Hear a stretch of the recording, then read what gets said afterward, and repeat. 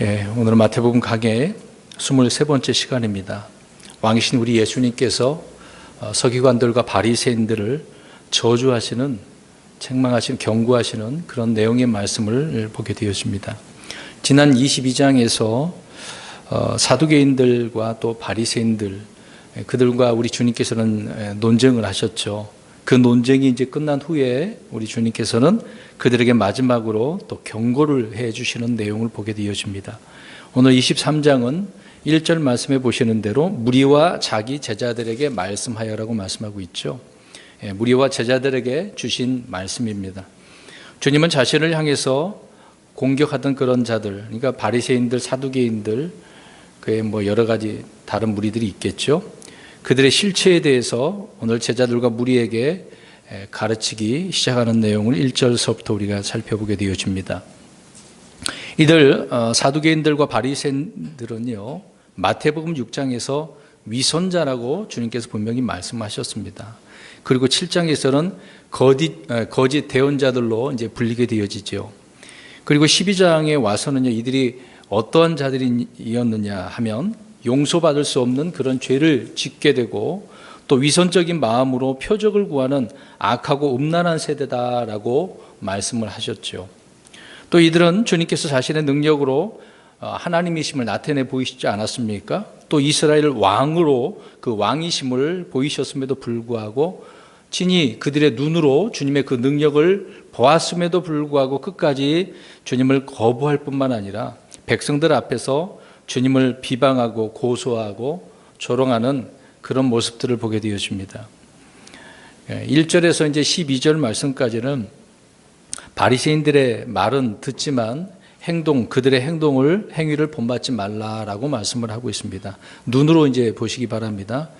중요한 부분은 이제 나눠서 설명을 드리려고 합니다.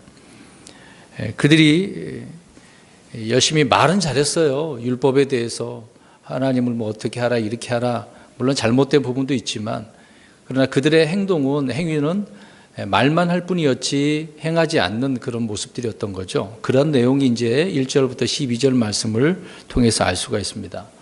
당시 서기관들과 바리새인들은 어디에 앉아 있었다고 이야기합니까? 모세의 자리에 앉아 있었다라고 말하고 있습니다. 이 모세의 자리는 모세가 그곳에 앉아서 재판하는 자리죠. 출애굽기 18장 13절에 14절에 그 내용으로 우리가 알 수 있습니다. 광야에서 나온 무리들을 모세가 여러 가지 분쟁거리들이 있지 않았습니까? 그래서 그 재판의 자리에 앉아서 이렇게 백성들의 말을 듣고 재판하고 치리하는 그런 것을 이제 보게 되어지죠. 그래서 모세는 그 재판의 자리에 앉았다라고 할 때 하나님으로부터 받은 그 권위를 가지고 거기에 앉아서 백성들을 지시하고 재판하고 다스렸다는 겁니다. 그러나 오늘 이제 본문에 나오는 이 서기관들과 바리새인들은요, 모세가 앉은 자리에 그들이 앉아서 말씀하고 있다는 거죠.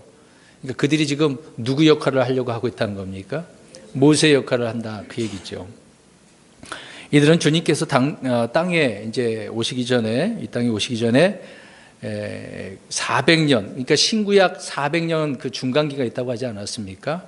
그 기간 동안에 이제 하나님께 특별히 뭔가 말씀한 부분은 없었거든요. 대언자도 없었기 때문에 그리고 또 어떤 환상을 보여준 부분도 없었습니다. 신구약 기간에는 아무 말씀도 안 하셨어요.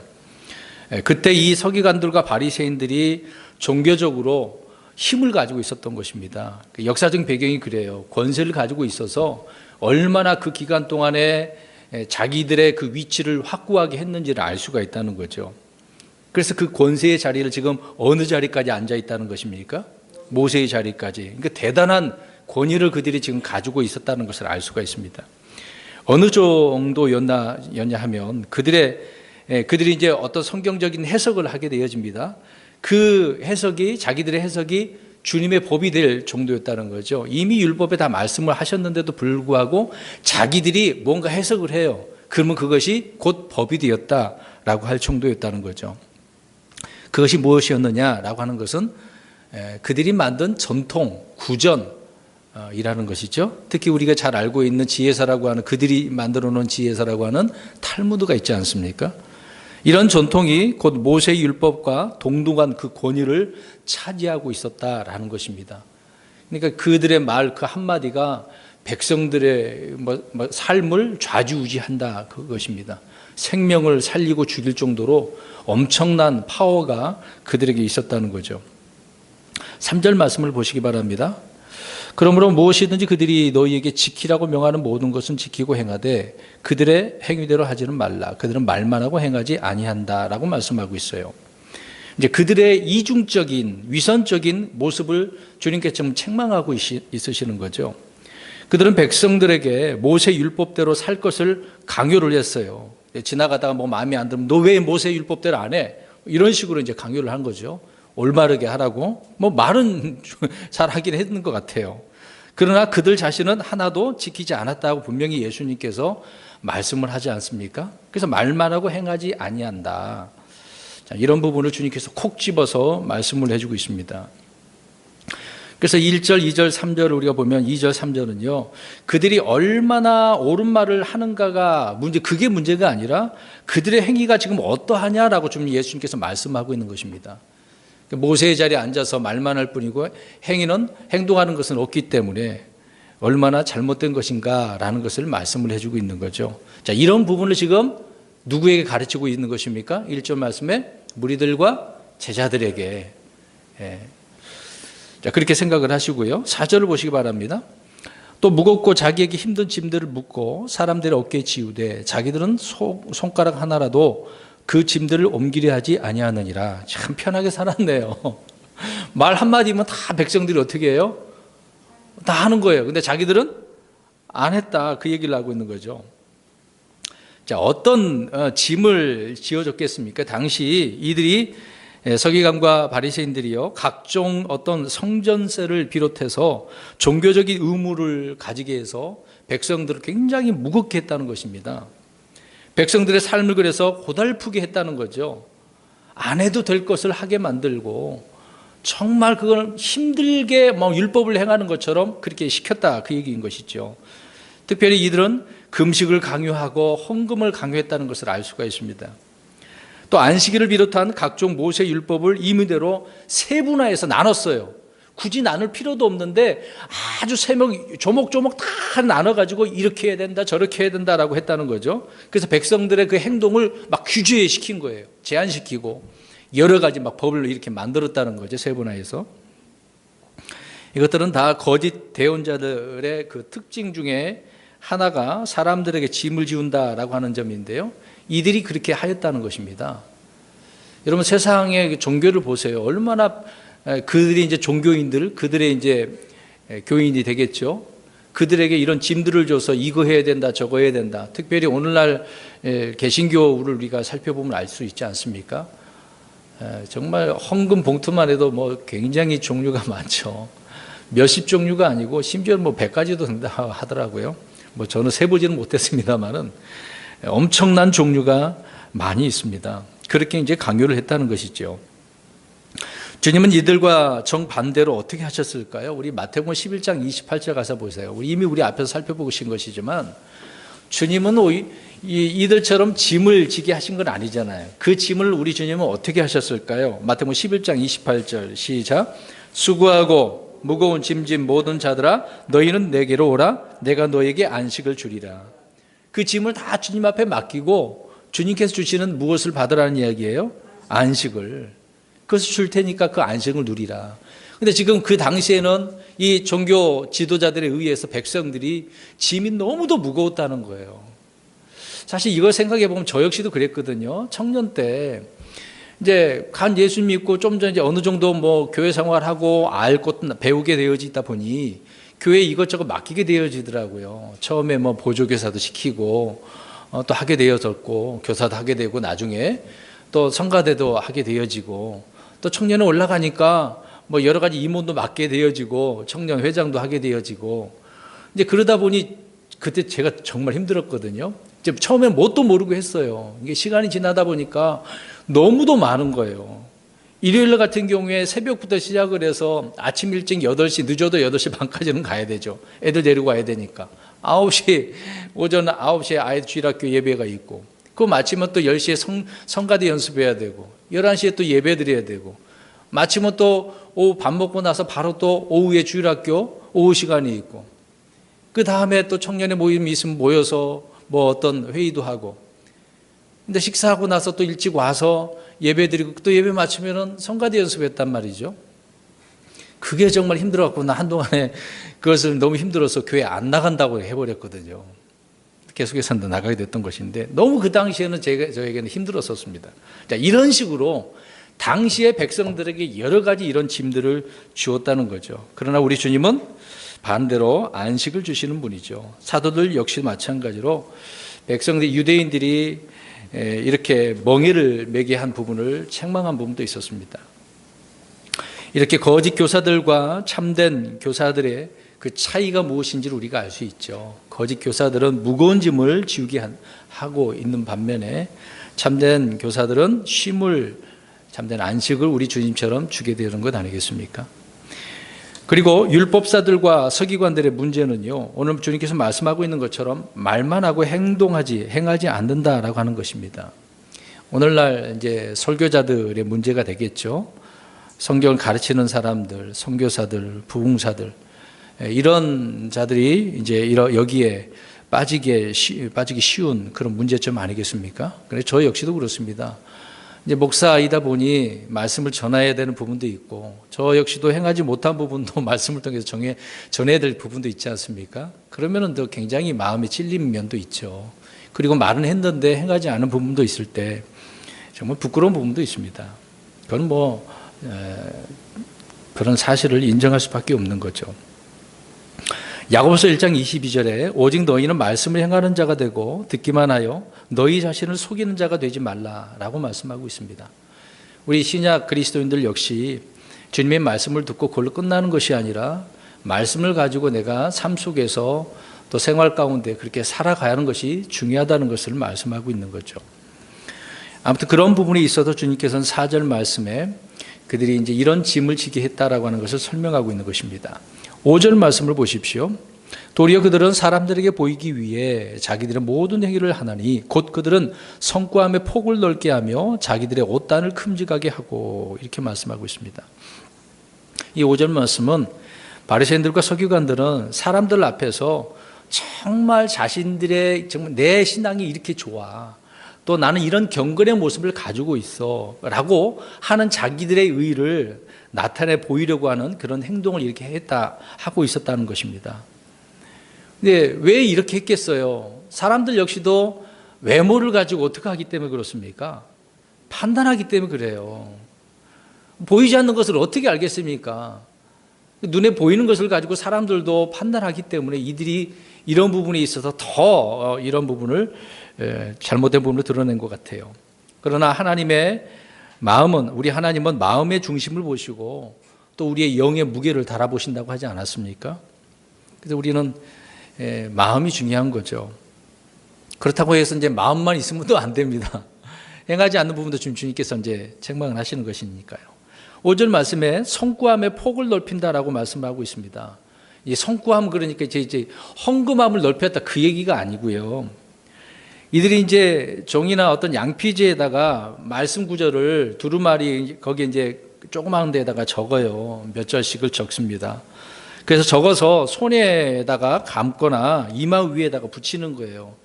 여러분 이제 사진 속에서 보셨을 겁니다. 유대인들 머리에다가 이렇게 네모나게 해갖고 뾰족하게 하는 그런 거 있을 거예요. 머리 이마에다 이렇게 하고 다니지 않습니까? 그런 것을 한번 인터넷 검색해 보시면 쉽게 알 수가 있습니다. 지금 이스라엘 백성 지금 있는 랍비라고 하는 자들이 그렇게 하고 있는 거죠. 이것은 이제 출애굽기 13장 9절과 13장 또 16절, 신명기 6장 8, 9절에서 또 신명기 11장 18절에서 이렇게 말씀을 하고 있습니다. 하나님께서 그들에게 어떤 말씀을 주셨거든, 율법을 주셨어요. 행하신 일들이 있거든요. 그런 것들을 적어다가 이렇게 두라고 했습니다. 이마나 손에다 이렇게 하라고 하셨거든요. 이스라엘 백성들에게 그 말씀한 목적이 있었습니다. 그런데 이들은 지금 이 서기관들과 바리새인들은요, 이런 성구함을 넓게 했다고 합니다. 이게 조그맣게 해야 되는 부분이 있는데 그거를 더 넓게 했다는 거예요. 왜 넓게 했을 것 같아요? 그렇죠. 뭔가 내가 그만큼 율법을 열정적으로 난 이렇게 나는 행해, 나 이렇게 사모해, 난 이 율법 아니면 안 돼. 이제 그런 모습을 보인다는 거죠. 그 다른 사람보다 더 크게 이렇게 큰 것처럼 보이게 하려고 더 넓혔다 그 얘기입니다. 그리고 하나님께서는 유대인들에게 그 다음 구절을 계속해서 보면 민수기 15장 38절에 보면은요, 옷자락 끝에다가 술을 다르라고 그랬어요. 술이 뭔지 아시죠? 종이 헝겊 뭐라고 그러죠? 끈 같은 거를 여러 이렇게 달아놓는 거 술이잖아요.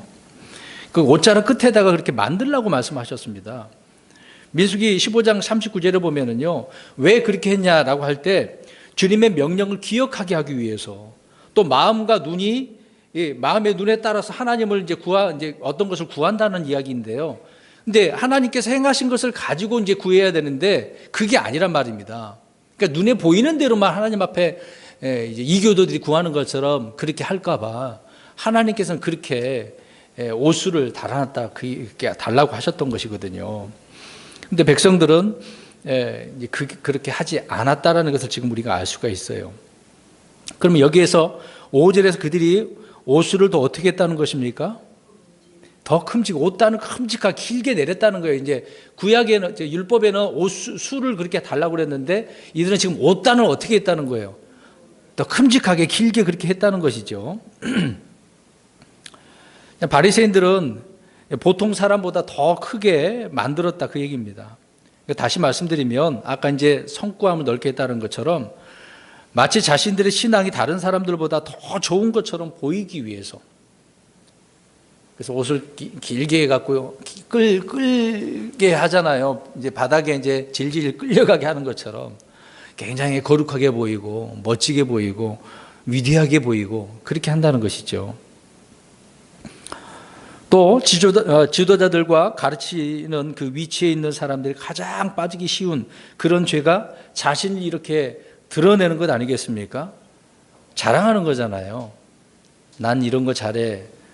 그런 것을 겉으로 이런 옷 같은 걸로 이렇게 표시한다는 것입니다. 성과함이라든지. 가르치는 자를 존경하고 따르는 것은 율법에 기록되어져 있는 것은 사실이죠. 그런데 문제는 가르치는 자가 그것으로 인해서 어떻게 지기 때문에 그렇습니까? 자랑한다는 말이 어떤 의미예요? 교만하다는 거잖아요.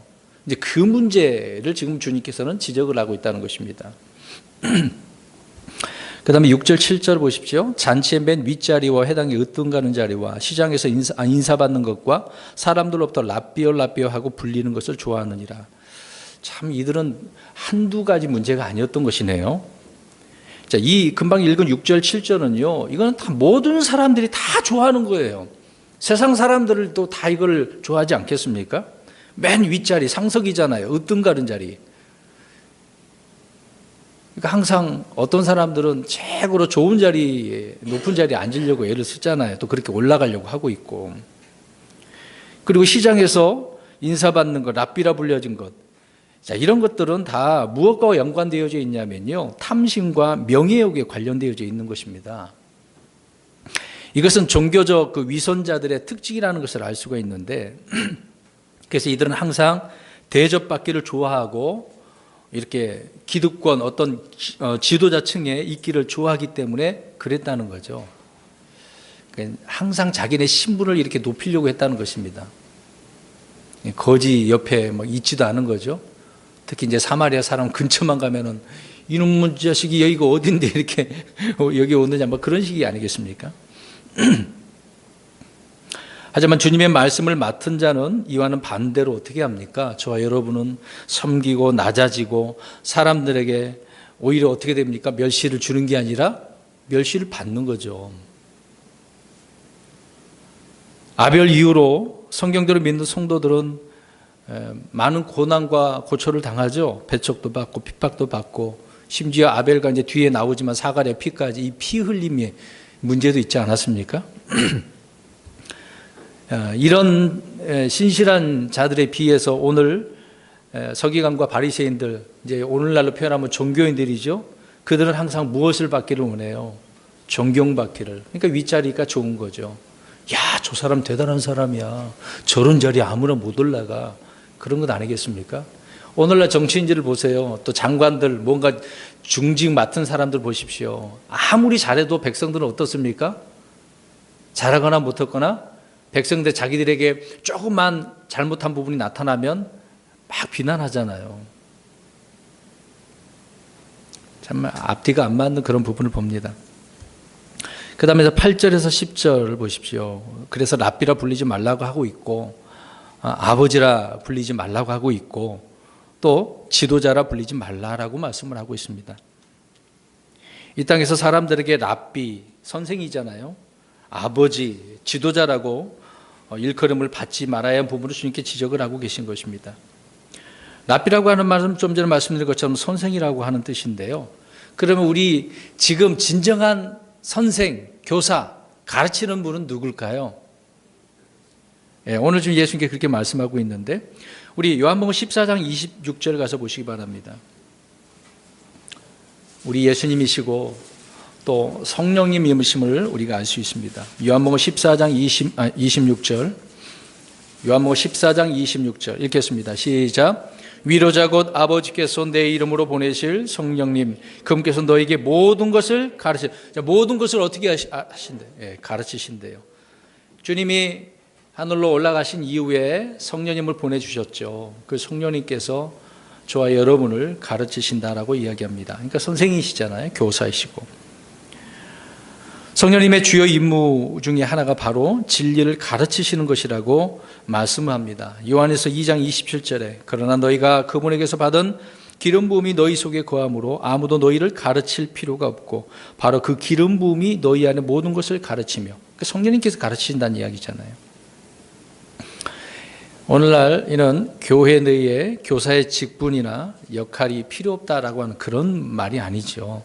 다만 어떤 성경 교사나 목사는 가르치는 자들은 성령님을 스승님으로 해서 또 성경을 통해서 조명을 받은 대로 가르치는 것뿐이 아니겠습니까?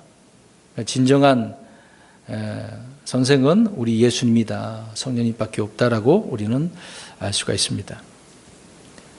이런 부분에 있어서 우리가 좀 잘 생각을 해야 될 것 같고요. 그래서 랍비라 불리는 이런 사람들은 성령을 스승으로 해서 또 성경을 배운 사람들이 아니라 스스로 지혜롭게 하기 때문에 거기 문제지요. 스스로 지혜를 얻어서 진리를 깨우치는 사람들인 것처럼 자처하고 있다는 겁니다.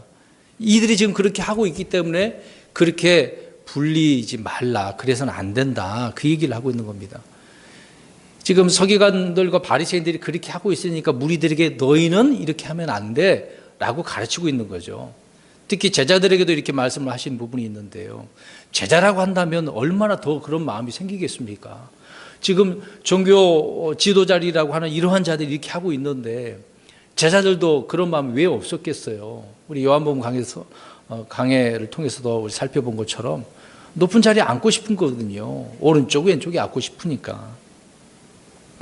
그래서 스스로가 그런 것들을 깨닫고 그렇게 자처하는 자들이 되어서는 안 된다. 그 얘기를 하고 있는 것입니다. 또 땅에 있는 자를 너희 아버지라 부르지 말라고 그랬습니다. 그러니까 육신적으로 육신의 아버지라 부르지 말라 그 얘기는 아니잖아요. 이 땅에서 어떤 특정한 자들을 향하여서 뭔가 아버지라고 부른다 이야기입니다. 한번 이제 대답을 해보세요. 이제 음악가들은 음악의 아버지라고 그러면 누구라고 얘기합니까? 베토벤? 누구를 이제 아버지라 불러요. 음악의 아버지, 바하, 모차르트, 그렇게 이야기합니다. 또 미국에서는 미국의 아버지 그러면 조지 워싱턴. 왜 그럴까요? 워싱턴이? 그렇죠. 초대 대통령이고. 나름대로 나라마다 이런 대표하는 아버지가 있잖아요. 그래서 사람들이 만들어 놨단 말입니다. 그런데 오늘 주님은 어떻게 하셔요? 아버지라? 일컬음을 받아서는 안 된다. 그 얘기를 하고 있는 것이죠. 또 인류 역사 우리의 이제 교회사회를 살펴보면 이런 일이 있었거든요. 그래서 교부라는 말 들어보셨습니까? 교부. 당시 이런 가르치는 이제 목사들이 되겠죠. 그런 자들을 향하여서 교부라 불렸다는 것. 특히 이제 카톨릭에서 나온 그런 개혁한 자들을 향하여서 많이 그렇게 불렀던 부분이 있습니다. 특별히 가톨릭은 사제들을 일컬어서 뭐라고 불러요? 신부. 그게 이제 아버지잖아요. 신의 아버지, 자기 나름대로 어떤 말을 이제 그렇게 표현을 하긴 하는데, 그러나 우리 주님은 이런 부류의 땅에 있는 사람들을 아버지라고 부르지 말라고 하셨습니다. 오직 누가 아버지 한 분밖에 없습니까? 그렇죠. 하나님께서 아버지이시죠. 모든 것들의 아버지라고 말씀하고 있습니다. 빛들의 아버지시고, 에베소 4장 6절에 그렇게 말씀하고 있지 않습니까? 모든 것 위에 계신 분이 모든 것의 아버지시다 라고 말씀하고 있습니다. 그 다음에 그 9절에 지금 지도자라고 이제 불리지 말라고 하셨는데요. 주님은 언제나 나를 따르라, follow me 라고 이렇게 말씀하셨어요. 왜? 주님이 인도자, 지도자시니까. 그러면 주님을 따라가면 실패해요? 실패하지 않죠. 이게 주님을 안 따라가니까 실패하고 넘어지고 좌절하고 근심 걱정이 많이 있는 것 아니겠습니까? 진정한 지도자이신 우리 예수님을 통해서 우리가 바른 이끌림을 받을 수가 있는 것이죠. 그러니까 지도자라고 하는 것은 누구를 이끄는 사람을 이야기하는 것 아니겠습니까? 이 세상에서 우리를 영원한 생명으로 이끌 수 있는 분은 예수님밖에 없는 거예요. 근데 지금 누가 이렇게 하고 있다는 겁니까? 바리새인들이, 서기관들이, 신분이 있다라고 하는 그런 자들이 그렇게 한다, 그 얘기입니다. 오늘날 이제 목사님들 가운데 엘리트 의식을 가진 분들이 그랬거든요. 좀 가방끈이, 속된 말로 가방끈이 길면 박사까지 있는 분들, 이런 의식이 있는 분들, 물론 다 그렇지는 않습니다. 훌륭한 분들이 있죠.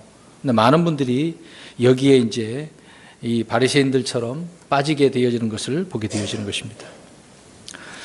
자, 여기까지가 이제 그런 부분인데요. 11절까지요. 그러니까 23장 전체를 보면 물론 예수님께서는 바리새인들과 서기관들에 대해서 지금 저주하고 있는, 경고하고 있는 그런 말씀인데, 12절까지는 제자들에게 지금 주의를 직접적으로 주시고 있는 장면인데요. 이제 13절부터는요, 이제 방향을 바꿔서 본격적으로 아주 그냥 심지어 이렇게 욕하는 말처럼 하시고 있는 것입니다. 바리새인들과 서기관들에게 직접적으로 이제 경고를 하고 있는 것이죠. 13절부터 이제 33절까지 이제 저주를 하고 계십니다. 어떤 저주겠습니까? 화 있을 거라고 말씀하고 있죠. 우리 마태복음 5장에서는 몇 가지 복이 있습니까? 팔복, 8가지가 있잖아요. 근데 오늘 이제 화를 이야기해요. 이 화가 몇 가지 있을 것 같습니까? 금방 얘기했는데 빨리 눈치를 채서 답을 하셔야 되는데. 8가지. 그 팔복 그냥 얘기한 게 아니에요. 이제 이것과 상반되는 짝을 이루는 8가지 화를 선포하고 있습니다. 13절, 14절, 15절, 16절, 23절, 25절, 27절, 29절. 그 내용들을 지금 이제 8가지를 이제 말씀을 드리려고 합니다. 자, 서기관들과 바리새인들을 향해서 우리 주님께서는 선포한 화가 무엇인지 보겠습니다. 13절 보십시오. 서기관들과 바리새인들 위선자들아, 너희에게 화 있을지어다. 너희가 사람들에게 하늘의 왕국을 닫고 너희도 들어가지 아니하며. 이 부분을 보면 될 것 같아요. 그러니까 첫 번째 화는요, 무슨 문제 때문에 화 있을 거라고 이야기하고 있는 겁니까? 하늘의 왕국의 문을 어떻게 한다는 거예요, 이들이요? 닫아버린대요. 이해되신 부분이죠. 왜 화가 있을 거다라고 하는 말씀을 여기 설명을 하고 있는 겁니다. 누가복음 11장 52절 가서 보면은요, 율법사들아 너희에게 화가 있을지어다. 너희가 지식의 열쇠를 빼앗아서 너희 자신도 들어가지 아니하고 또 들어가는 자들도 막았느니라 하시냐, 이렇게 말씀이 있어요. 그러니까 이들에게는 지식의 열쇠가 있어요. 근데 이 지식의 열쇠가 지금 하나님 말씀이거든요. 그 말씀 가지고 지금 장난치고 있는 거예요. 하나님의 말씀대로 순종하지 못하도록 자기들의 말을 갖다가 넣어버리는 거지 않습니까? 그래서 그들은 그것을 가지고 사람들이 하늘의 왕국에 들어가는 것을 어떻게 한다고요? 막아버리는 거예요. 들어가지 못한 문을 닫는 거예요. 우리 마태복음 앞에서부터 보시면 동방으로부터 지혜자 찾아왔어요. 그 지혜자들이 왕으로 오신 예수님, 아기 예수님을 찾지 않습니까? 근데 사람들은 이 유대인들은 어떻게 해요? 그걸 막고 있지 않습니까? 또 침례 요한의 증거도 배척을 하고 있고, 누가 다 배척을 하는 거예요? 종교 지도자들이 그 당시에 그랬습니다. 또 예수 그리스도와 제자들의 증거 역시 그들은 다 다 거부하게 되지 않습니까? 그래서 그들 스스로가 화를 자초하는 내용을 우리가 알 수 있습니다. 그리고 예수 그리스도를 믿고 영접하려는 사람들을 오히려 어떻게 하려고 해요? 자기들의 무리에서 쫓아버리잖아요. 추례시켜버린다고 하지 않습니까? 그래서 믿지 못하게 한다는 거죠. 이런 식으로 지금 어떻게 해버렸어요? 문을 닫아버렸다, 그 얘기입니다. 이런 하나님의 말씀을 인간의 전통 뒤에다가 교묘하게 숨겨버려가지고요, 이렇게 하늘의 왕국으로 들어가고자 하는 문을 닫아버렸다, 그 얘기를 하고 있는 겁니다. 그러니까 화가 있을 거다라고 말씀하고 있죠. 여러분, 이런 부분이 있어서 오늘날 수많은 종교 지도자들이 하는 그런 것과 동일하지 않겠습니까? 성경 대신에 교회의 전통을 세우죠. 사람들의 교리를 그대로 가르치고, 또 성경을 읽는 대신에 교회의 여러 가지 프로그램에 빠뜨리고, 그런 부분이 아니겠습니까? 이게 그들의 어떤 이런 종교적인 행위로 복음을 대체시켜버려서 이런 열심을 가지게 만드는 거죠. 이런 식으로 문을 닫아버리는 경우가 많이 있다는 겁니다. 그래서 첫 번째로 어떠한 자들에게 화가 있을 거다? 하늘의 왕국의 문을 닫는 자들에게, 곧 서기관과 바리새인들이 그랬다는 것이죠. 두 번째 14절 보시기 바랍니다. 서기관들과 바리새인들 위선자들아, 계속 같은 말씀을 하고 있어요. 너희에게 화가 있을지어다. 너희가 과부들의 짐을 삼키고 거칠애로 길게 기도하다니. 두 가지를 여기서 설명하고 있네요. 과부들의 집을 어떻게 했습니까? 삼켰어요. 거칠애로 길게 기도하네요. 참 희한한 부분을 말씀을 하고 있네요. 근데 이 구절이 현대 역본 성경에는 없어요. 이 말씀이요. 킹제임스 성경에만 지금 기록되어 있는데 왜 그랬겠습니까? 중요한 포인트를 주님께서 지금 말씀하고 있습니다. 과부들의 집을 삼키고 거칠애로 길게 기도. 누가 그렇게 할 것 같아요? 말씀을 이렇게 삭제시킨 자들이 주로 누구겠습니까? 종교 지도자들이라고 하는, 특별히 당시에 이 말씀을 가지고 장난쳤던 카톨릭 사람들을 이야기하는 거죠. 카톨릭의 죄악상이 잘 묘사하고 있기 때문에 이 구절을 삭제시켜 버렸어요. 그래서 현대 역본의 그 사본이 어떤 사본이냐면 바티칸 사본이거든요. 또 알렉산드리아 사본이고, 그런 부패된 사본을 그들이 가지고 있기 때문에 그걸 삭제해 버렸던 거죠. 바리새인들은 당시에 과부들의 집을 약탈했습니다. 이들은 어떻게 약탈을 했냐면요, 이제 주로 이스라엘은 남편들이요 전쟁에서 많이 죽거든요. 그래서 과부가 많았어요. 또 아버지 없는 자들이 많았거든요.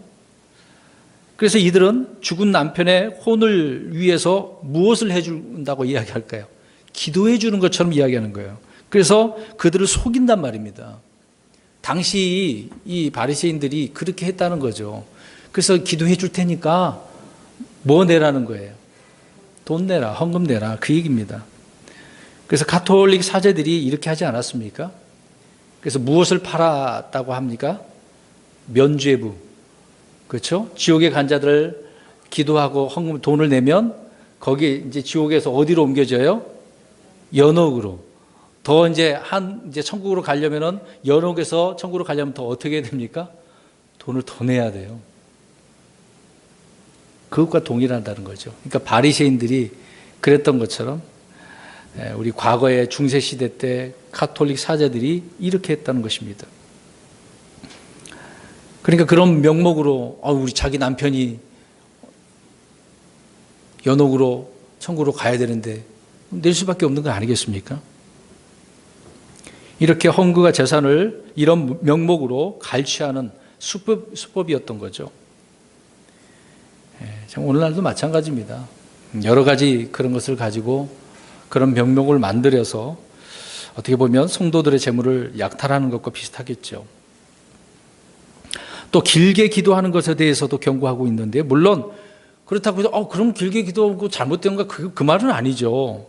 우리가 영적으로 더 깊이 있게 하나님과 교제를 나누기 위해서는 오래 기도할 수도 있어요. 뭐 밤새도록 기도할 수도 있는 거고요. 잘못된 것은 아닙니다.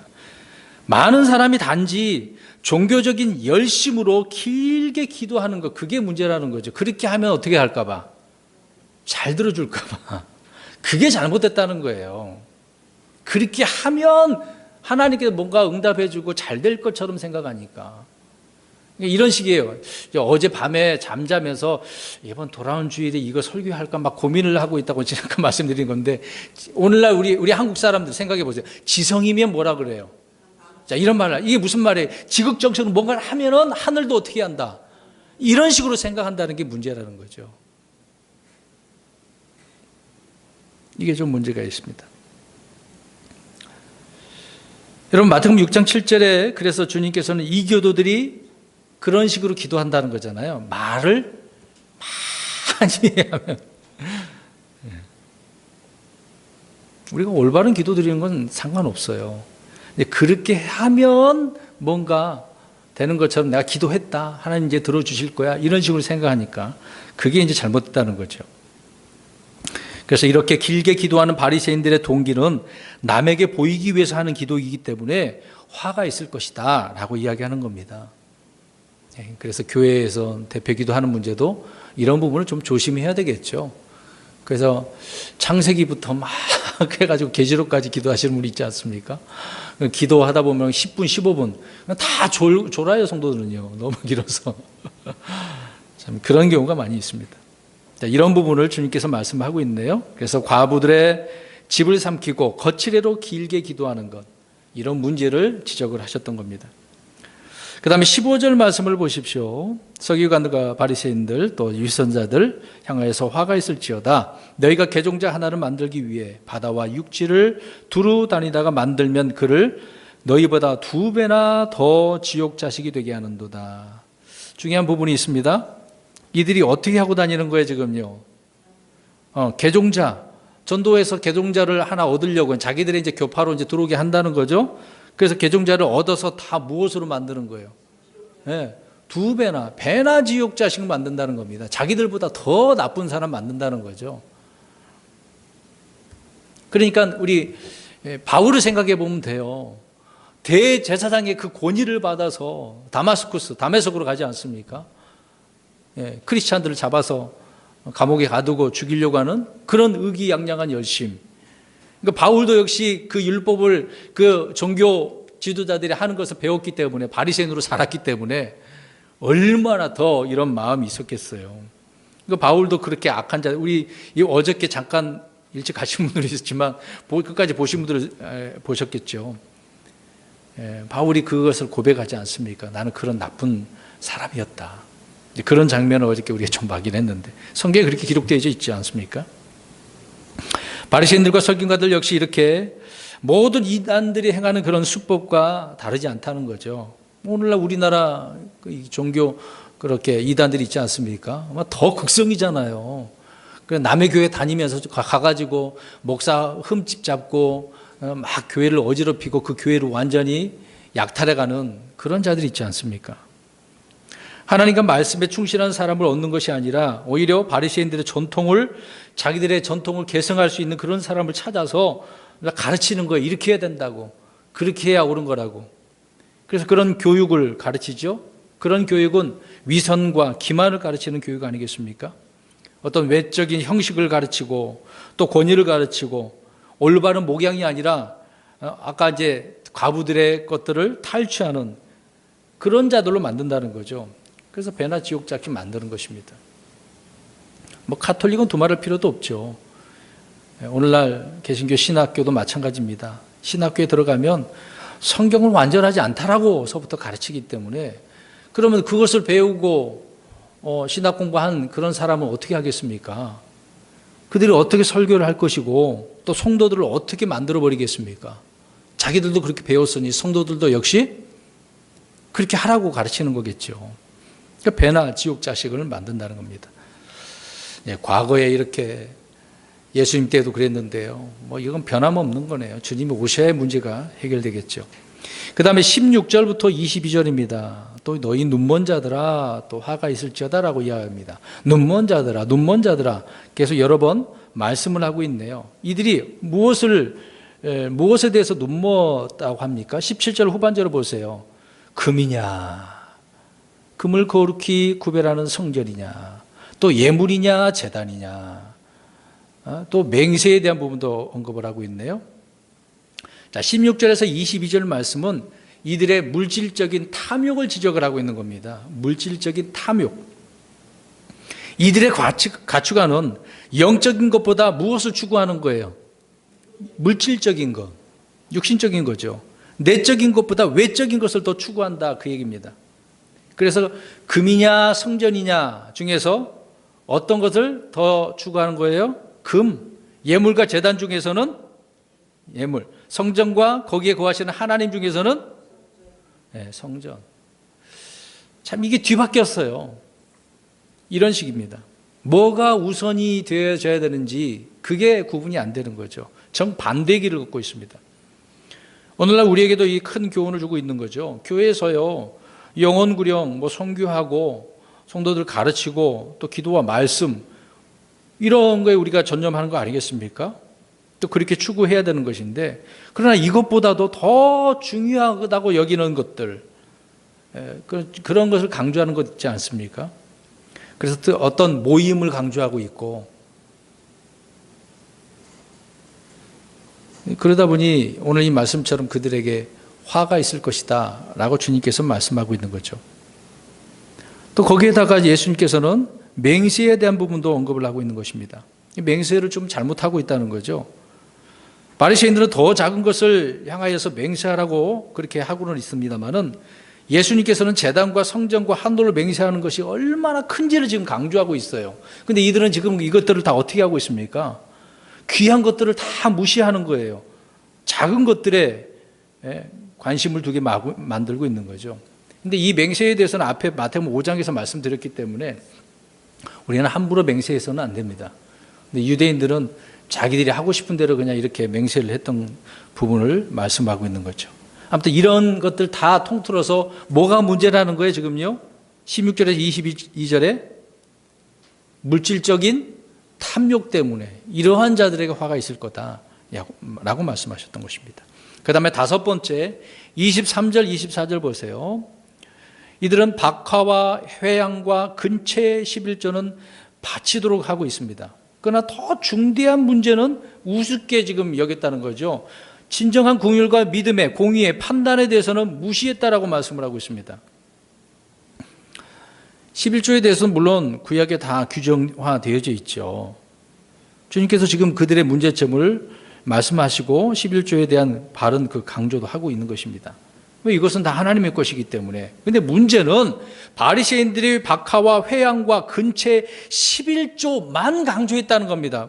우리 그 구절을 다시 한번 읽어볼까요? 23절 24절 시작. 서기관들과 바리새인들 위선자들아, 너희에게 화가 있을지어다.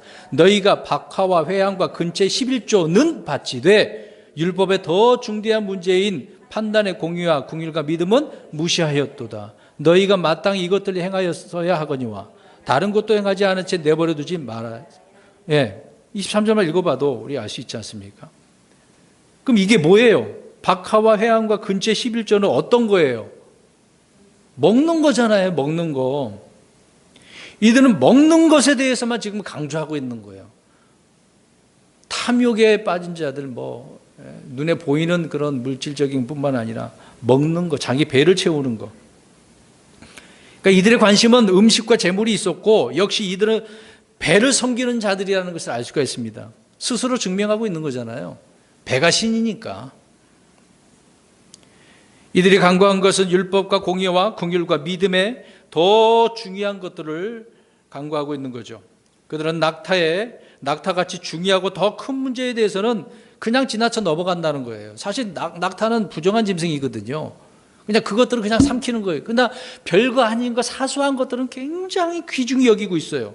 그래서 하루살이 같이 작은 문제들에 대해서는 막 걸러내야 된다고, 긴장한다고 지금 말씀하고 있는 겁니다. 거기에 집착하고 있는 거예요. 그들은 이제 어떤 음료를 먹지 않습니까? 포도즙이나 포도주도 그들은 먹지만, 거기에 이제 하루살이가 딱 거기서 떨어졌어. 그럼 어떻게 한다는 거예요? 걸러내는 거예요. 막 거기에 긴장하고, 여기 들어가면 안 되는데, 그런 거 안 되는데, 이런 것만 생각하고 있는 거예요. 사소한 건 조금만 별것도 아닌 것을 그렇게 세심하게 생각을 하는데 중요한 것, 큰 문제는 우습게 생각한다는 겁니다. 이런 문제를 지금 강구하고 있는 거죠. 그러나 이들은 말씀을 보면은요, 율법마저도 어떻게 하고 있습니까? 저버리는 사람들이었다는 것입니다. 자, 문제가 있는 거죠. 저와 여러분은 믿음과 사랑과 순종을 따라야 되는 것입니다. 우리는 열심히 땀 흘려서 소득을 내는 부분도 중요하지만 우리의 마음의 순종을 주님께 더 원하시고 있는 거죠. 마음을 드려야 되는 것입니다. 그게 이제 5번째 문제였던 거죠. 그러니까 율법의 정신을 버리고 형식만을 지금 취하는 자들에게 화가 있을 거다라고 이야기합니다. 사소한 것에 이 어떤 형식만 추구하는 거죠. 그 다음에 6번째로 25절, 26절 보시기 바랍니다.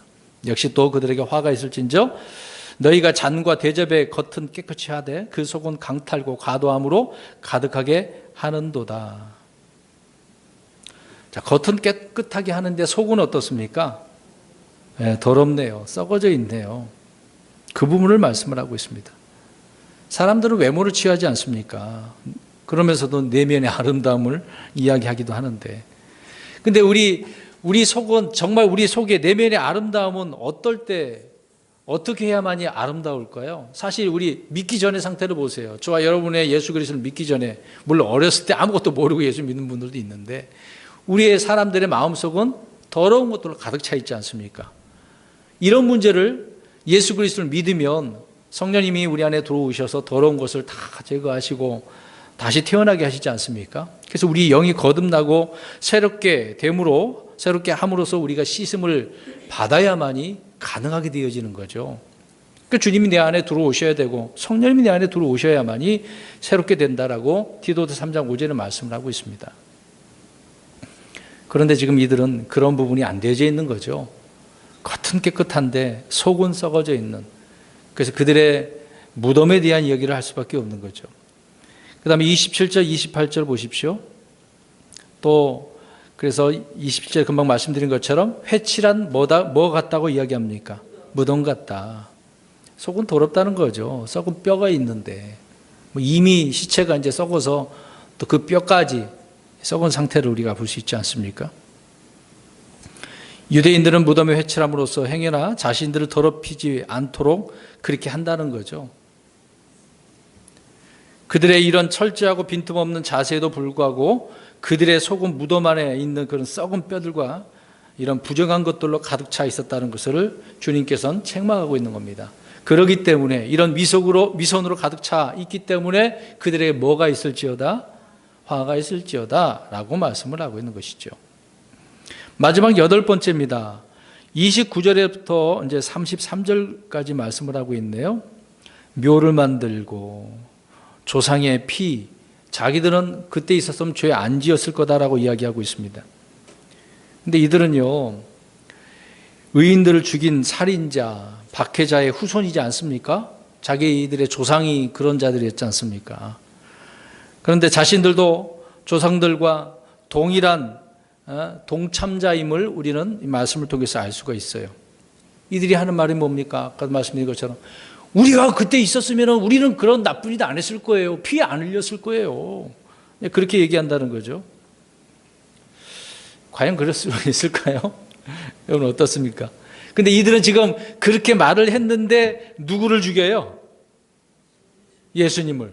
그러면 조상들보다 더 큰 죄, 작은 죄, 더 큰 죄를 지은 거 아닙니까? 말도 안 되는 거죠. 말만 할 뿐입니다. 말만. 이것을 우리가 생각해 보면은요, 우리는 때로 남의 판단을 하게 되지 않습니까? 남의 티가 더 크게 보이잖아요. 남의 죄, 남의 허물을 이야기하면서 자신은 더 큰 죄 가운데 있다라는 것을 살펴봐야 되는데 못 보는 경우가 많이 있습니다. 저와 여러분은 항상 그래서 자신을 살피고 회개하고 자신을 심판을 해야죠. 그리스도의 심판석에서 심판받지 않으려면 자신을 스스로가 심판을 하셔야 됩니다. 그래서 우리 주님은 바리새인들의 이런 행위들을 정죄하시고 저주를 선포하시면서 우리에게 영적 진리와 깊은 교훈들을 지금 말씀을 해주고 있는 거죠. 그래서 우리는 이 말씀의 교훈을 삼아서 우리가 생각해야 될 문제가 무엇이 있겠습니까?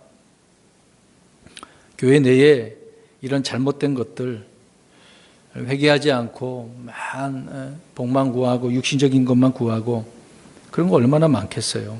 가식과 위선, 물질적인 그런 탐욕, 그런 것들로 가득하죠. 사랑과 희생이 있어야 되는데 그러지 않은 것, 그냥 경건의 모양만 갖춘 사람들. 이게 이런 위선의 물결이 교회에 있지 않겠습니까? 저와 여러분에게 있지 않을까요? 이런 부분을 우리가 살펴보아야 되는 겁니다.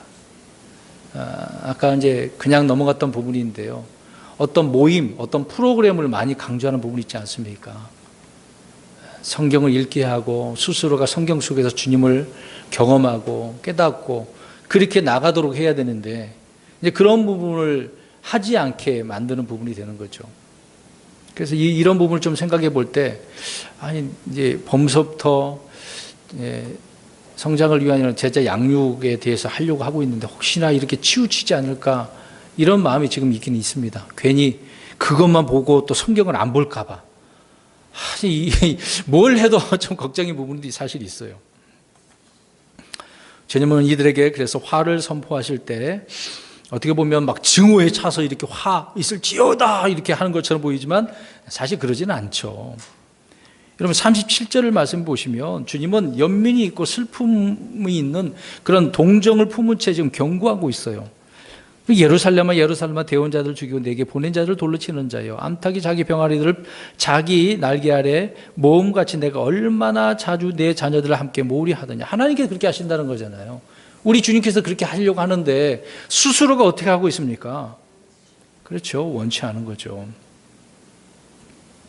우리 주님의 마음은 항상 선하신 마음입니다. 사람이 문제죠.